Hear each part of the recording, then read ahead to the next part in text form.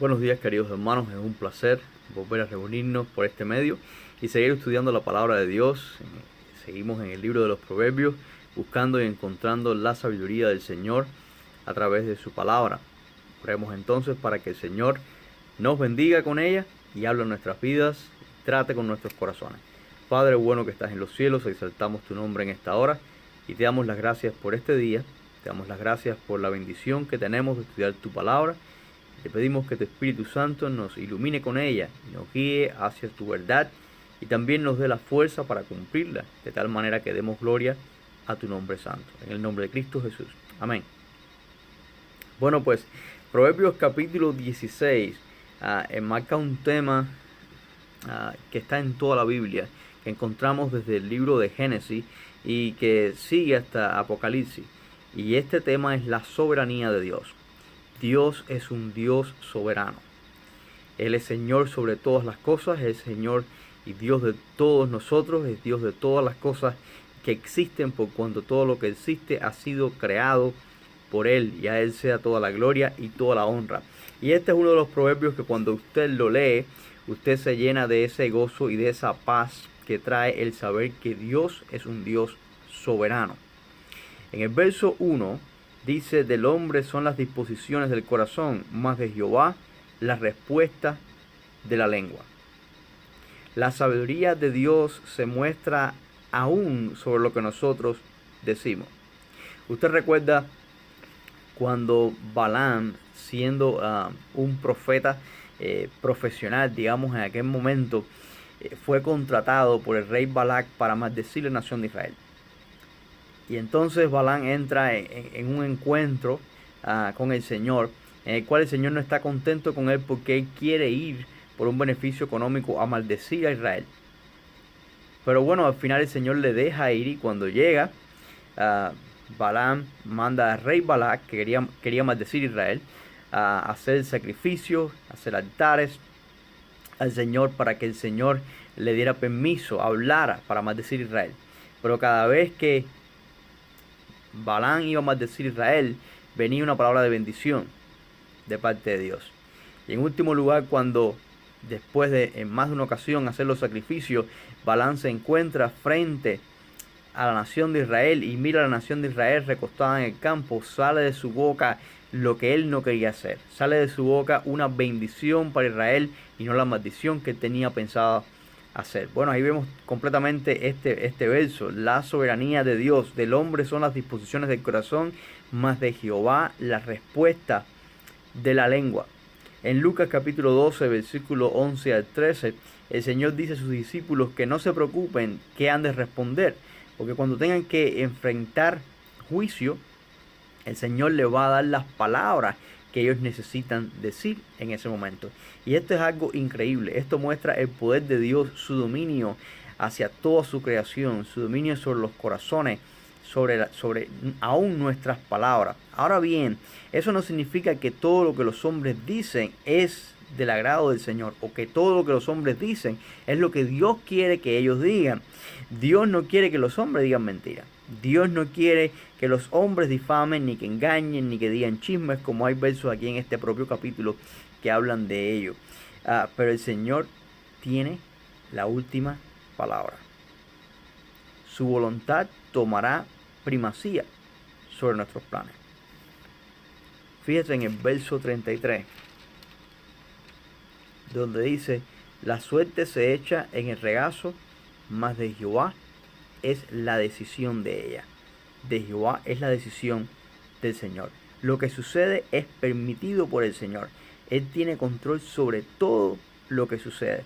Hay cosas que son obviamente de su voluntad, como cuando Él pone las palabras en nuestros labios, cuando Él pone en nuestros labios lo que Él quiere que nosotros digamos. En otras ocasiones no son cosas que son de su voluntad expresa, sino que son cosas que Él permite que los hombres digan o que los hombres hagan. Una nota curiosa es que Miguel de Cervantes y Saavedra, en su obra El Don Quijote de la Mancha, dijo una frase que ha marcado la cultura hispana. De hecho, más de una frase, dos frases que han marcado la cultura hispana y en especial la iglesia cristiana. en toda la cultura hispana por todos estos siglos. Y una de esas frases es: no se mueve la hoja en el árbol sin la voluntad de Dios. Eso hasta a veces lo cantamos. No es un verso bíblico. Pensamos que está en la Biblia porque se ha injertado, se ha insertado en nuestra cultura y está ahí en las raíces de nuestra lengua. Pero no está en la Biblia. Pero estamos 100% de acuerdo con esto y no está mal cantarlo ni está mal decirlo y repetirlo. Es completamente cierto que si aún la Biblia sí habla de que no se cae ni un pelo en nuestra cabeza sin que sea la voluntad de Dios. Así que si ese es el caso, pues entonces Cervantes y Saavedra estaba en lo correcto cuando dijo que no se mueve una hoja del árbol sin ser la voluntad de Dios. Y la otra frase curiosa que él usa en su propio libro es: el hombre pone y Dios dispone. El hombre pone y Dios dispone. Así que uno puede poner algo, uno puede poner una idea, pero es Dios quien dispone. También Tomás de Kempis, un cristiano, un canónigo de la Edad Media, escribió un libro llamado La imitación de Cristo y él usó una frase y es: el hombre propone, pero Dios dispone. Y esta es la más usada: el hombre propone, pero Dios dispone. Así que son frases que están en nuestra cultura y que son muy ciertas y que tienen un origen bíblico. Tal vez aquí en este propio verso 1 del capítulo 16 de Proverbios se encuentra la base para ello. Entonces, pidámosle al Señor que Él nos use a decir las palabras correctas en el momento correcto y Él va a hacerlo. En segundo lugar, dice el verso 2: todos los caminos del hombre son limpios en su propia opinión, pero Jehová pesa los espíritus. Todos los caminos del hombre son limpios en su propia opinión. Es decir, el hombre piensa que sus caminos son limpios, que son correctos, que están bien, que lo que está haciendo es lo que es correcto, pero en realidad el Señor pesa las intenciones del corazón, pesa los espíritus. Es decir, pesa lo que hay en realidad, la intención o la motivación que hay detrás de ello. Dios conoce las intenciones del corazón. Usted recuerda cuando Samuel fue a ungir al hijo de Isaí. En cuanto vio al primero, al más fuerte, al más grande, tal vez al más bien parecido a toda la familia, él dijo: no hay duda de que este es el ungido de Jehová. Pero el Señor le dijo: no es ese. Y así pasó por cada hijo, hasta que ya no quedaba ninguno de los representantes, de los posibles representantes. Y entonces le pregunta el profeta a Isaí: Isaí, ¿tú tienes algún otro hijo? Porque el Señor no me ha dicho que no es ninguno de este. Dice: bueno, sí tengo uno, pero como decir, ese es mejor ni llamarlo, porque no lo llamamos porque no cuenta. Es el más chiquito, es el que cuida las ovejas, es menos posible para ser el rey de Israel. Y entonces llámalo, porque ese es el que el Señor quiere ungir. ¿Qué dijo el Señor en esa ocasión? Es que yo no miro lo que mira el hombre, yo no miro lo que miran vuestros ojos, yo miro el corazón. Dios puede mirar el corazón, puede mirar la intención que existe en el corazón. La intención es más importante que el acto mismo. Hay personas que pueden, por ejemplo, hacer una donación a un orfanato y son personas famosas. Y si lo están haciendo por fama, si lo están haciendo por ganar cierta reputación entre las personas o mostrar cierta caridad, pues entonces, aunque ese acto pueda beneficiar a las personas, no recibirán recompensa del Señor. La recompensa viene cuando se hacen las cosas de un corazón sincero y con amor. Dice el verso 25, el testigo 16:25, perdón. Hay camino que parece derecho al hombre, pero su fin es camino de muerte. Es decir, Dios sabe cuándo la intención es verdadera y cuándo no es verdadera, y hay camino que al hombre le parece muy bueno, que parece que va muy bien, parece que es lo correcto, pero su fin es camino de muerte. Proverbio 14:12 dice: hay camino que al hombre le parece derecho, pero su fin es camino de muerte. Se vuelve a repetir. Proverbios 21:2: todo camino del hombre es recto en su propia opinión, pero Jehová pesa los corazones. Ahora es el Señor pesa los corazones. Es lo mismo que pesa los espíritus. Se lo he dicho en otras palabras, pero es el mismo significado. Y todos tenemos la tendencia a justificar lo que hacemos. Tenemos la tendencia a creer que lo que hacemos es lo mejor. Personas han sido muy sabias en la historia y han tratado de convencer a otros de lo que ellos creen que es mejor. Y muchas personas se han ido detrás de lo que ellos creen que es mejor.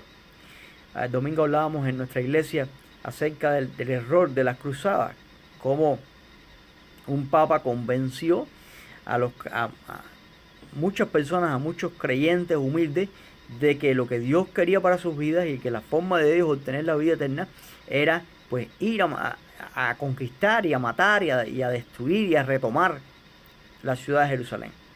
Bueno, muchas personas sabias en la historia han convencido a las masas de que cierto camino es el mejor. Y eso sí, en todos los momentos de la historia, eso está en la actualidad. Hay personas que están tratando de convencer de que sus agendas y sus planes son los mejores. Y lo triste es que la mayoría de las personas se van por ese camino. Así que debemos preguntarnos, ¿qué cree Dios de esto? Si nos preguntamos qué cree Dios de esto, nos libramos de muchos problemas. ¿Cuál es la motivación detrás de esto? ¿Qué es en realidad la motivación detrás de esto? Eso te va a decir si es del agrado de Dios o no es del agrado de Dios. Usted recuerda cuando el rey Belsasar del imperio babilónico estaba celebrando, haciendo un gran banquete, y llamó en su borrachera, él mandó a que trajeran a todos los vasos sagrados del templo de Jerusalén, que había sido destruido el templo, y estaban en Babilonia, y los mandó a buscar para entonces servirse y seguir tomando y acabando. Y entonces vio una mano que escribía en la pared, y dijo un mensaje en la pared, y ese mensaje era el Señor mismo que estaba diciendo: ha sido pesado, ¿verdad? Ha sido hallado falto, ¿verdad? Y entonces él pensaría que estaba gozando de su gran reino, pensaría que todo iba de maravilla. Y él no sabía que esa noche él se iba a morir, y al otro día ya el imperio dejaría de ser el gran imperio babilónico para convertirse en el imperio medo-persa. Entonces, la pregunta que tenemos que hacernos en este caso es: ¿qué cree Dios de esto? ¿Es esto del agrado de Dios? Bueno, solo el hombre y la mujer que se ponen en las manos de Dios y se encomiendan a Él son librados de la confusión de los motivos falsos. Si vamos a Salmo capítulo 32, versículo 8, Salmo 32, 8 dice: te haré entender y te enseñaré el camino en que debes andar. Sobre ti fijaré mis ojos. Qué bendición que Dios nos dice esto a los creyentes. Te haré entender y te enseñaré el camino en que debes andar. Sobre ti fijaré mis ojos. Dios quiera que nosotros estemos dispuestos a esa dirección del Señor para que nos vaya bien y que el Señor nos libre de todo mal. En el capítulo 16 de Proverbios, el verso 3, dice: encomienda a Jehová tus obras y tus pensamientos serán afirmados. El Señor confirma su voluntad. Mira el verso 9. El corazón del hombre piensa su camino, mas Jehová endereza sus pasos. Entonces, ya que el corazón es sumamente engañoso, como dice Jeremías 17:9, que engañoso es el corazón más que todas las cosas, y que hay caminos que el hombre le parece que son correctos o que son buenos y en realidad no son correctos, es de suma importancia encomendar nuestros caminos al Señor para que el Señor nos confirme si esos caminos son los que Él quiere o no. El Salmo 37:5 dice: encomienda a Jehová tu camino. Encomiéndale al Señor tu camino. Dale tu camino al Señor. Confía en Él y Él hará. Y esto se aplica para cada área de nuestras vidas, para cada decisión que tenemos que tomar. Desde la decisión a ir al médico hasta la decisión a comprar algo, la decisión de tomar una posición de trabajo, la decisión de mudarnos, la decisión de relacionarnos con cierta persona, la decisión de estudiar en cierto lugar. Cualquier decisión que tenemos que tomar, encomienda al Señor tu camino y confía en Él y Él hará. Encomienda al Señor tu camino y Él afirmará tus pasos si es su voluntad hacerlo. En otras palabras, pon tus obras en las manos de Dios. Comparte con Dios lo que hay en tu corazón y cuál es el motivo por el cual tú quieres eso. A veces cuando revisas tus planes y ves el motivo, dices: bueno, pero ¿cuál es el motivo? Hay motivos que solamente nada más que revisamos y nos damos cuenta cuál es el motivo, deberíamos desistir, porque nos damos cuenta que no va a agradar a Dios, porque es contrario a su voluntad. Pero Comparte con Dios lo que hay en el corazón. Y si es de Él, si no es pecado, si no va a afectarte negativamente desde el punto de vista espiritual, entonces el Señor va a confirmar a tu vida. Debemos llevar todo el Señor. Todo lo que pensamos. ¿Por qué? Porque así el Señor nos puede confirmar su voluntad. También, cuando llevamos las cosas del Señor, desaparecen nuestras preocupaciones. Es un gran peso sobre uno el hecho de tomar una decisión sin saber el fruto que esa decisión pueda traer, sin saber si eso va a ser bueno o va a ser malo. Querido hermano o hermana, cuando usted confía en el Señor y deposita en el Señor sus planes, dice: Señor, guía mis planes, y si es tu voluntad, abre esta puerta. Si no es tu voluntad, tú eres mi Dios soberano. Te pido que tú no permitas que nada acontezca que pueda afectar negativamente en mi vida espiritual o la vida espiritual de mi familia. O Dios te va a guiar seguramente, porque Él te ama y es Dios soberano. Y también debemos llevarlo todo el Señor, porque nuestras obras pueden ser de bendición solo cuando están guiadas por Dios. Dios no hace una mesa con dos patas. Dios nunca deja las cosas a medias. Dios nunca deja las cosas incompletas. Cuando Dios permite algo en su soberana voluntad, Él sabe todas las cosas en su omnisciencia. Todos los atributos de Dios están continuamente ejerciendo su fuerza. Dios no es santo en un momento y en otro momento de la historia es amor y en otro momento de la historia es omnisciente. No, el mismo Dios cumple todos estos atributos al mismo tiempo. Todos son parte de Él, de su naturaleza. El mismo Dios que es soberano todo lo sabe, y como todo lo sabe, sabe lo que es bueno y lo que es malo. Y como es santo, va a querer lo que es bueno para nosotros. Y como nos ama, va a querer lo mejor para nosotros. Entonces nos gozamos en su soberanía. Así que llévalo a todo el Señor, para que tu mente descanse y para que tú no tengas que lamentar cometer un error que no sea del agrado del Señor. En último lugar, yo quiero ir al verso 4. El verso 4 dice: todas las cosas ha hecho Jehová para sí mismo, y aún al impío para el día malo. Todas las cosas ha hecho Jehová para sí. Todo es de Él. Todo es de Él. Y todo lo ha hecho para Él, para sí mismo. Gloria a su nombre. Somos de Él. Pero no solamente nosotros somos de Él. Aún las personas que no creen en Dios también son de Él. Claro, eso no significa que esas personas sean salvas. Eso no significa que esas personas pasarán la eternidad en la presencia de Dios, ni que disfrutarán de las bendiciones de la salvación. Pero son de Él, porque todo es de Él. Él todo lo hizo. Aunque no reconozcan que son de Él, todas las cosas son de Él. Todas las personas son de Él. Hay personas que se niegan a creer que Dios existe. Bueno, déjala que se nieguen. Un día chocarán con la realidad de encontrarse frente al Dios Todopoderoso. Tendrán que callarse y darse cuenta que solamente lo que están haciendo es tratar de buscar una idea para justificar sus actos. Pero en realidad todo es de Él. El pasaje está diciendo que aún los malos no se escapan de la omnisciencia y el control y el poder supremo de Dios.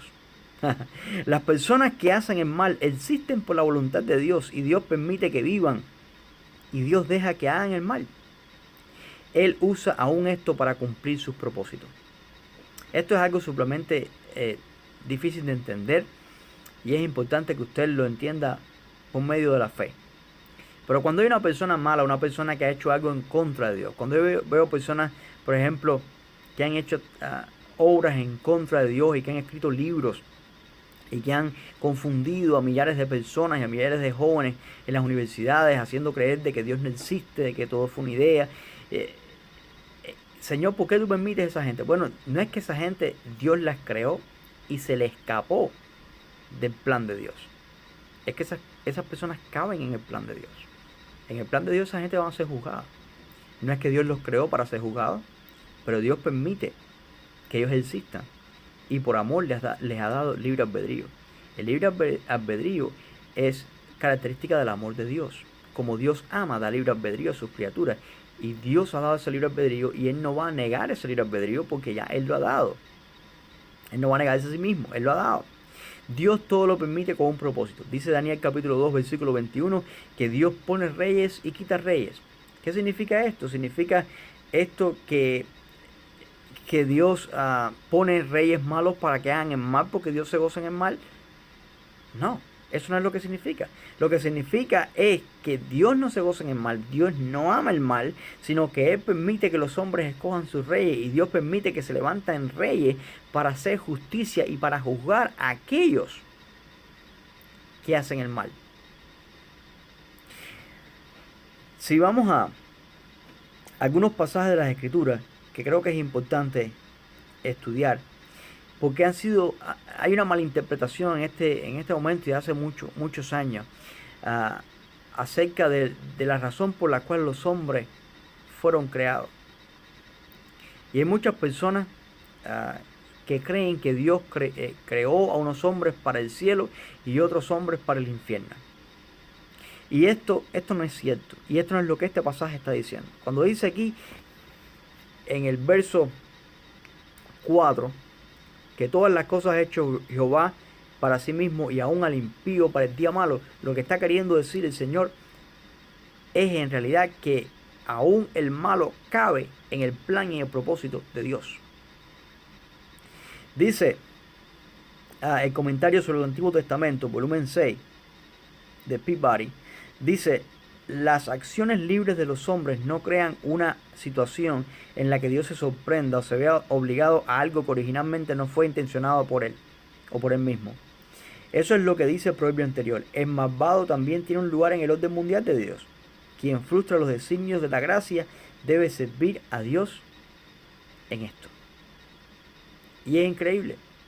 Dios usa aún los malvados para sus propósitos y para cumplir su palabra. Ahora bien, como decía, este pasaje ha sido muy mal interpretado y vamos a ver algunos pasajes bíblicos que nos ayudan a entender en qué forma es mal interpretado. Muchas personas dicen, como decía anteriormente, que Dios creó unos hombres para ser salvos y otros hombres para condenación eterna. Esto no es lo que dice la Biblia. Esta idea es errónea de que Dios creó unas personas para ser salvas y creó otras personas para condenarlos al infierno. Esto no es lo que la Biblia dice. ¿Por qué? Bueno, hay varias razones. En primer lugar, porque la Biblia enseña que Dios quiere que todos los hombres sean salvos. Es la razón básica. Dice, porque de tal manera amó Dios al mundo. Y ese mundo no es un grupo de las personas que viven en el mundo. Es el mundo, es todas las personas. Dios amó al mundo entero, que ha dado la oportunidad al mundo entero de ser salvo. Entonces Dios ama a todas las personas. Pero 1 Timoteo 2:4. 1 Timoteo 2:4 dice: el cual quiere que todos los hombres sean salvos y vengan al conocimiento de la verdad. Él quiere que todos los hombres sean salvos, que todos los hombres vengan al conocimiento de Dios, al conocimiento de la verdad. Y así hay otros pasajes que podemos mencionar, como 2 de Pedro 3:9, dice que el Señor no ha venido, no es que Él ha olvidado su promesa o que retrate su promesa, sino que no quiere que ninguno perezca, sino que todos procedan al arrepentimiento. Entonces, ese pasaje también nos dice que Dios quiere que todos los hombres sean salvos. Entonces, si Dios quiere que todos los hombres sean salvos, Dios no creó el infierno pensando que no creó el infierno para que los hombres malos que Él creara fueran para el infierno. Ahora, en segundo lugar, Dios no hizo el infierno con el propósito de condenar a los hombres. Aunque Dios sabía cuando hizo el infierno que los hombres que fallaran y que siguieran el camino de Satanás iban a ser destinados al infierno. Dios sabía eso cuando hizo el infierno, pero el propósito del infierno no es la condenación de los hombres. Si nosotros vamos a Mateo 25:41, Mateo 25:41 dice: entonces también dirá a los de la izquierda: apartados de mí, malditos, al fuego eterno preparado para el diablo y sus ángeles. Al fuego eterno preparado ¿para quién? Para el diablo y sus ángeles. No dice al fuego eterno preparado para ustedes, no dice al fuego eterno preparado para el diablo y sus ángeles y los hombres. Dice al fuego eterno preparado para el diablo y sus ángeles. Entonces, el infierno fue creado para el diablo y los ángeles. Es el lugar de condenación eterna del diablo y los ángeles cuando Dios les lanza en el infierno. Que todavía no ha llegado ese momento en que Dios les lance al diablo en el infierno. Eso está en Apocalipsis capítulo 20, versículo 10. Después usted lo puede leer. Aunque sí quiero que quede claro que aquellas personas que no creen en el Señor Jesucristo que rechazan la gracia de Dios, el regalo del favor de Dios, van al infierno, porque la Biblia es clara en cuanto a eso. El Señor ha sido claro en cuanto a eso y todo el Nuevo Testamento está lleno de ello. No hay duda en cuanto a eso. En tercer lugar, Dios no hace el mal. Dios no hace el mal. El mal no proviene de Él, porque no hay nada malo en Él y no hay fuente de mal en Él. Dios no crea el mal. Dios no crea el mal. Dios no hace el mal. Dios no provee para el mal. Parece que algunas de estas personas que creen que Dios ha creado algunas personas para el cielo, otras personas para el infierno, ellos en su forma de ver, parece como que ellos están diciendo que Dios no crea el mal, pero empuja a estos hombres hacia el mal, pero Él mismo es santo. Este no es el punto, hermano. Dios quiere que todos sean santos. Dios quiere que todos lleguen a conocerle, que todos lleguen a tener una relación con Él. Dios ama al hombre y punto. Dios no ama a ciertos hombres porque no hay acepción de persona en Él. Y esa es otra razón. No hay acepción de persona en Dios. A lo que nos referíamos, el mal no proviene de Dios. Él es luz y ninguna tiniebla en Él. Dice primera de Juan 1:5. Santiago 1:13. Cuando alguno es tentado, no diga que es tentado de parte de Dios, porque Dios no puede ser tentado ni Él tienta a nadie. Dios no tienta a nadie a pecar, no tienta a nadie a caer. Quiero que quede claro. Proverbios capítulo 16, versículo 4, cuando dice que Dios creó aún al malo para el día del juicio, es que aún los hombres malos y sus malas acciones encajan en el plan de Dios. No se le escapó a Dios porque Dios es un Dios soberano. Yo espero que esto traiga a usted la paz a su corazón. Saber que su Dios es el único Dios verdadero, es Dios soberano, que tiene control sobre nuestra mente, sobre nuestras palabras, sobre nuestros corazones, sobre nuestra vida, sobre todas las cosas. Todas las cosas son de Él, aún las personas malas. Así que confiamos en Dios y le damos gracias a Él por su poder. Que el Señor les bendiga ricamente, que la gracia del Señor sea contigo y nos vemos Dios mediante este próximo domingo a las 10:50 de la mañana.